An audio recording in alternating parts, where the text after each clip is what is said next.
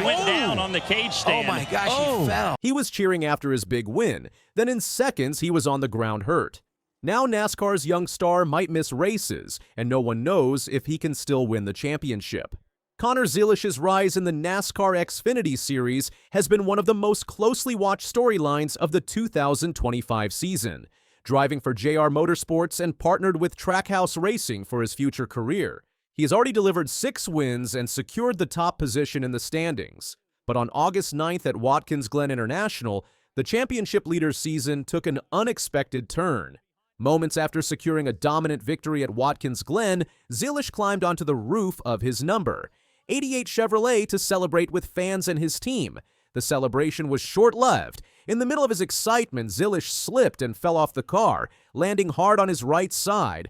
Medical personnel quickly attended to him and transported him to a local hospital for evaluation.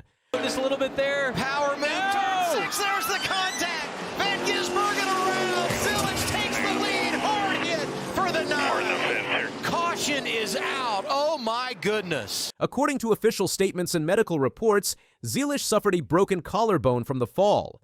CT scans confirmed that there were no head injuries or other fractures. While the injury will not require surgery, it will sideline him for multiple weeks during a critical stretch of the season. Trackhouse Racing owner Justin Marks talked about what happens next. He said Connor Zilisch's return will be decided by everyone together with the team, sponsors, Chevrolet, and Zilisch. Marks said the most important thing is keeping the young driver healthy for the future. If he comes back too soon, it could make the injury worse and hurt his career. The incident came just as Zilisch's momentum appeared unstoppable. Entering Watkins Glen, he already had 6 victories in 2025, the most of any driver in the Xfinity field. His lead in the championship standings was secure, and his performances had positioned him as one of NASCAR's most promising talents in recent years.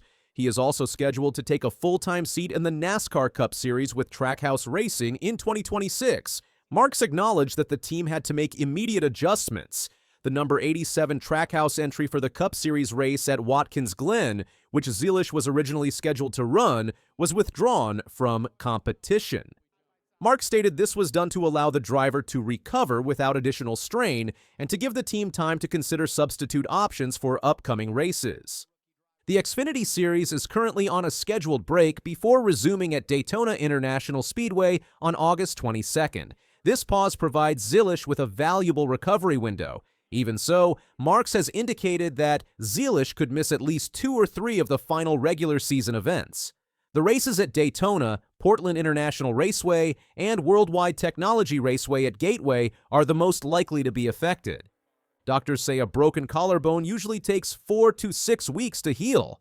For race car drivers, it can take longer because driving puts a lot of strain on the upper body. Coming back too early could cause the injury to happen again. Despite the setback, Zilisch's championship prospects remain strong. His 6 wins have locked him into the Xfinity Series playoffs, and his points lead gives him a buffer heading into the postseason.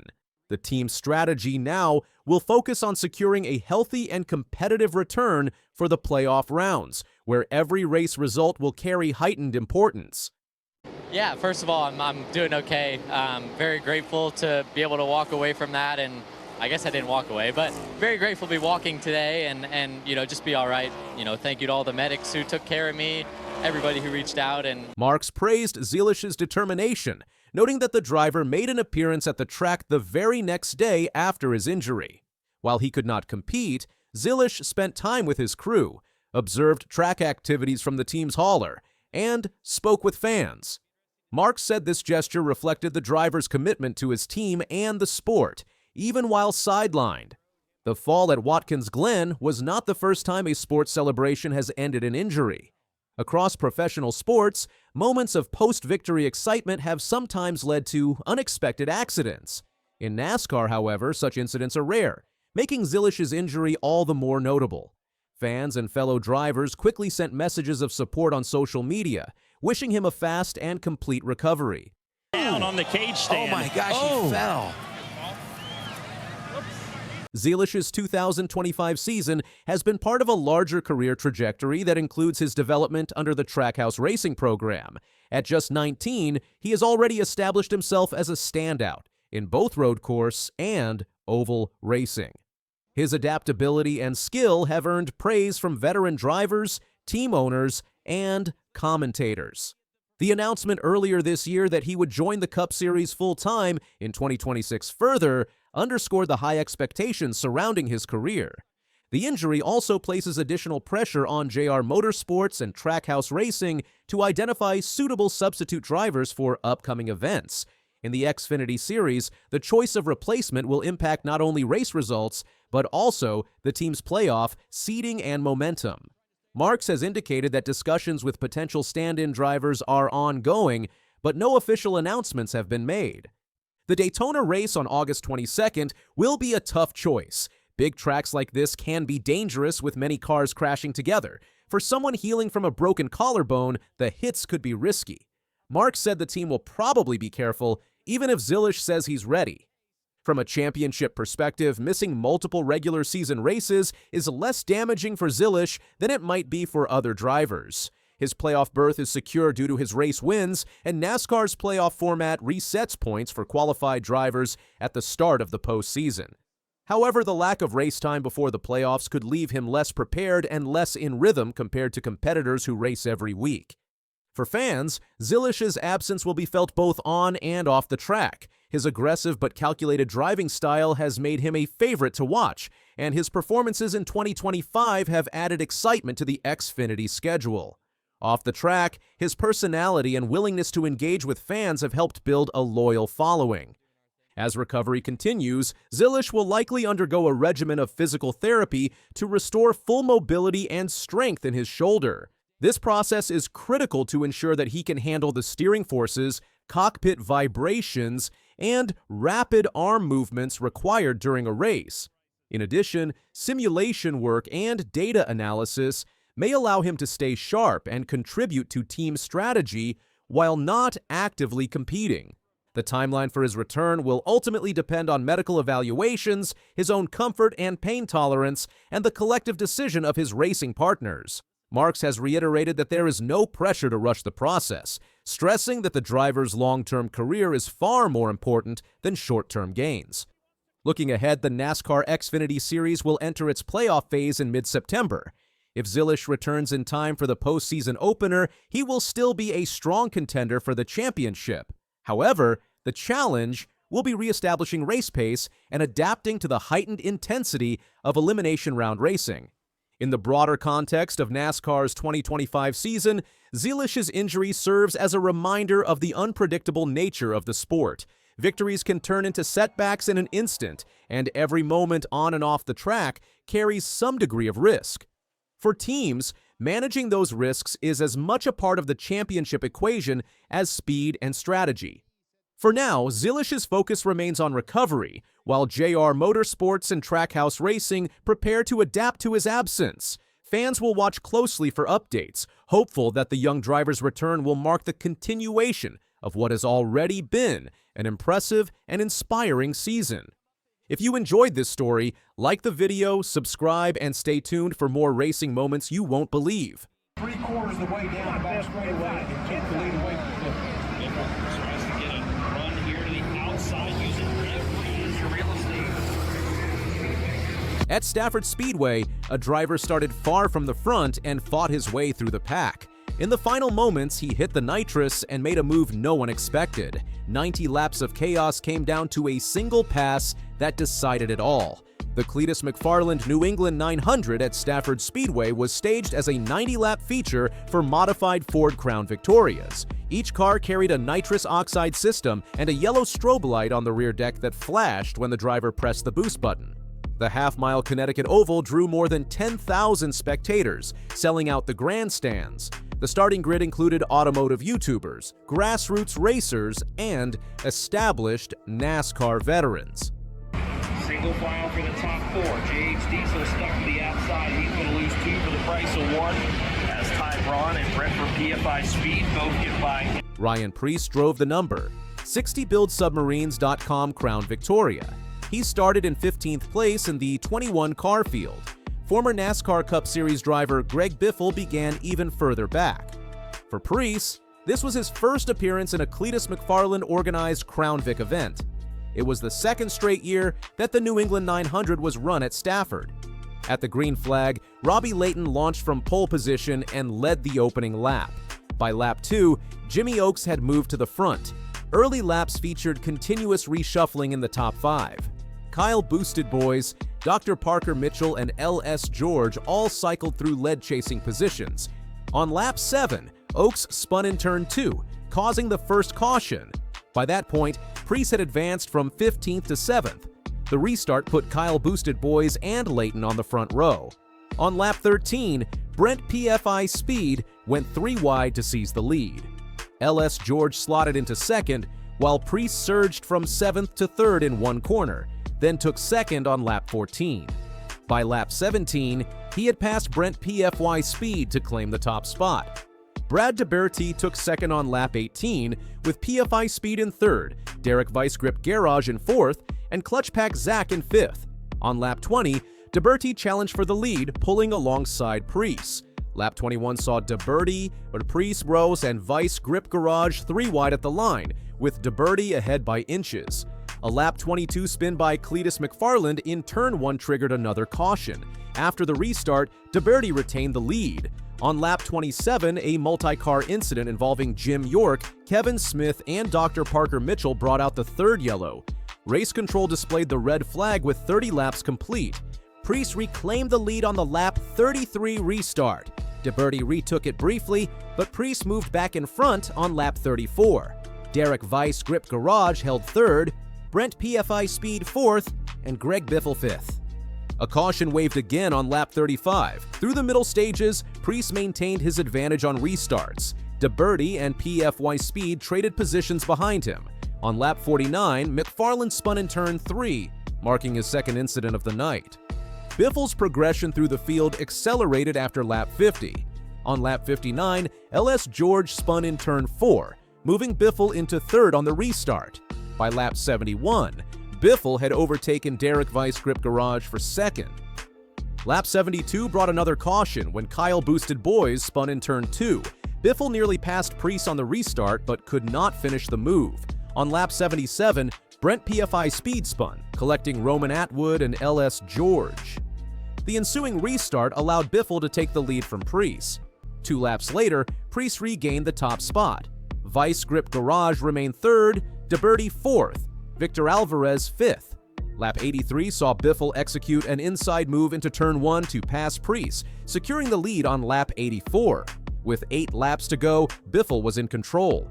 I was chasing the nitrous switch around, it was dangling, and I was pushing the button and driving it with one hand. It was a lot of fun racing Preece, Biffle said afterward. Preece searched for a way back past. On lap 87, he attempted a move that Biffle blocked. Both drivers used their nitrous repeatedly as the laps closed. The white flag came with the 2 side-by-side. Lap traffic created an inside gap. Entering turns 3 and 4, Preece timed a nitrous boost to dive beneath Biffle. The cars made slight contact. Preece emerged ahead off turn 4 and reached the checkered flag first. Biffle explained, "I checked up early getting into turn 1 on the last lap to try and get inside of him, and he knew what I was doing. I wanted the inside down in turns 3 and 4. I couldn't give up that much track position, so I went for it and tried to crowd him down. We got together a little bit, but it was a lot of fun." Official results showed Preece 1st, Biffle 2nd, Weissgrip Garage 3rd, DeBerti 4th, and Alvarez 5th. "This was the most fun I've had in a race car in a very long time," Preece said after the win. "I didn't realize that when you hit it, it shows on the trunk strobe light when you're using it. So I think everybody knew how much I was using it. It was a lot of fun. It was cool. It was a little push to pass." A notable off-track moment occurred during a mid-race caution. Preece posted from the driver's seat, "May have used my NOS too soon," with a Fast and the Furious gif. RFK Racing responded, "Ryan put the phone down. We're back to the yellow flag." The event format with visible boost indicators allowed spectators to follow each nitrous deployment. Every burst was signaled to the crowd by the strobe light, giving fans insight into driver strategy and timing. Stafford Speedway is a half-mile oval located in Connecticut. It has hosted more NASCAR Whelen Modified Tour races than nearly any other track, totaling 135 from 1985 to 2021. The facility runs weekly racing from May through September, including SK modifieds, late models, and street stocks. Ryan Preece, born October 25, 1990 in Berlin, Connecticut, competes full-time in the NASCAR Cup Series, driving the number 60 Ford Mustang Dark Horse for RFK Racing. His career includes the 2013 NASCAR Whelen Modified Tour Championship and wins in marquee short-track events such as the Spring Sizzler and Islip 300. On July 16th, just 2 days before the New England 900, Preece raced in the modified Masters 80-lap event of the Monaco Ford Modified Tri-Track Series at Stafford.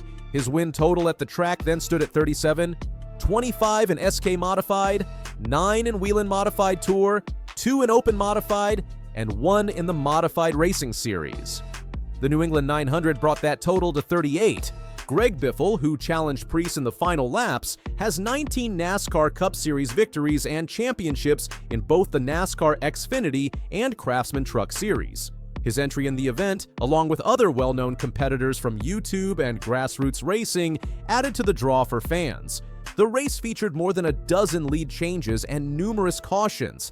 Incidents involved both leaders and mid-pack drivers. The nitrous system proved decisive in several overtakes, particularly on restarts and in the winning move. From the opening lap to the finish, the New England 900 combined a competitive multi-skill field with an unconventional vehicle platform. Preece's victory required precise timing, quick adaptation to repeated restarts, and accurate boost management. The strobe-lit nitrous system made each tactical move visible to the crowd, prompting loud reactions at every major pass.